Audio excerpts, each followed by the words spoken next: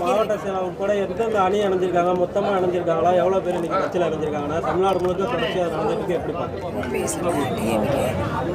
அனைத்து இந்திய அண்ணா திராவிட முன்னேற்ற கழகத்தில் கழக பொதுச் செயலாளர் புரட்சித் தமிழர் எடப்பாடியார் அவருடைய தலைமையை ஏற்று நாகை நகர கழகம், நாகப்பட்டினம் மாவட்டத்தில் இருக்கிற ஒன்றிய கழகங்களில், வேறூர் கழகங்களில் இருக்கிற அமமுகவை சார்ந்தவர்கள் கிட்டத்தட்ட 125 பேர் இன்றைய தினம் அனைத்து இந்திய அண்ணா திராவிட முன்னேற்ற கழகத்தில் முன்னாள் நகர கழக செயலாளர், முன்னாள் நகர்மன்ற தலைவர் தம்பி ஆர் சந்திரமோகன் அவர்களுடைய மனைவி மஞ்சுளா அவர்களுடைய தலைமையில் அனைத்து இந்திய அண்ணா திராவிட முன்னேற்ற கழகத்தில் இன்றைய தினம் இணைந்திருக்கிறார்கள்.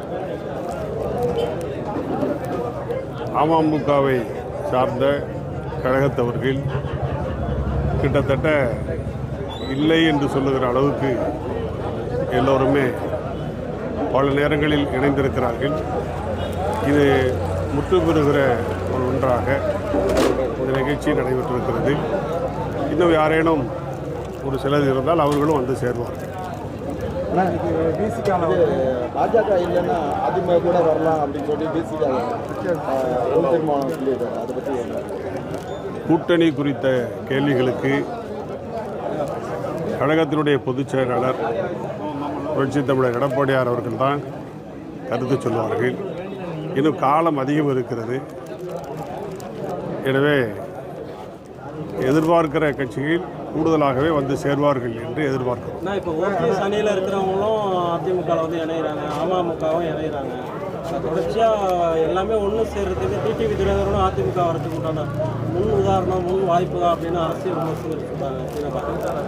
2026 தமிழகத்தினுடைய முதலமைச்சராக கழக பொதுச் செயலாளர் புரட்சித் தமிழர் எடப்பாடியார் அவர்கள் முதலமைச்சராக பொறுப்பேற்க இருக்கிறார் என்பதை மக்கள் முடிவு செய்துவிட்டார்கள். அதன் தொடர்ச்சியாகத்தான் அனைத்து கட்சியிலும் இருக்கக்கூடியவர்கள் பல்வேறு நேரங்களில், பல்வேறு இடங்களில் கழகத்தில் இணைந்த வண்ணம் இருக்கிறார்கள்.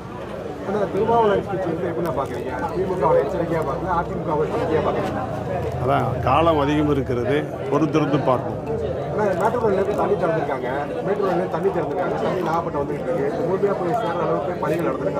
அதாவது தூர்வாரும் பணி எந்த ஆண்டை விட இந்த ஆண்டு மிக மோசமாக நடைபெற்றிருக்கிறது. காரணம், அவ்வப்போது மழை பெய்து கொண்டிருந்த காரணத்தால் தூர் வாரப்பட்டதாகவே கருதி பில் போடுகிற முயற்சியிலே ஒப்பந்தக்காரர்களும் அதிகாரிகளும் முன்வந்திருக்கிறார்கள் என்கிற தகவல்கள் எட்டியிருக்கிறது. இன்னும் சில காலங்களுக்கு பிறகுதான் அதை முழுமையாக சரியாக எந்தெந்த ஆறுகளில் எவ்வளவு பில் போடப்பட்டிருக்கிறது, தொடாமலேயே தூர் வாராமலேயே பில் போடுவதற்கான முயற்சிகள் நடைபெறுகிறது என்பது மட்டும் எங்களுக்கு தெரியும். பிளே ஸ்டோர் மற்றும் ஆப் ஸ்டோரில் இருந்து பாலிமர் செயலியை QR கோடு மூலம் பதிவிறக்கம் செய்யுங்கள். செய்திகளை உடனுக்குடன் பெறுங்கள்.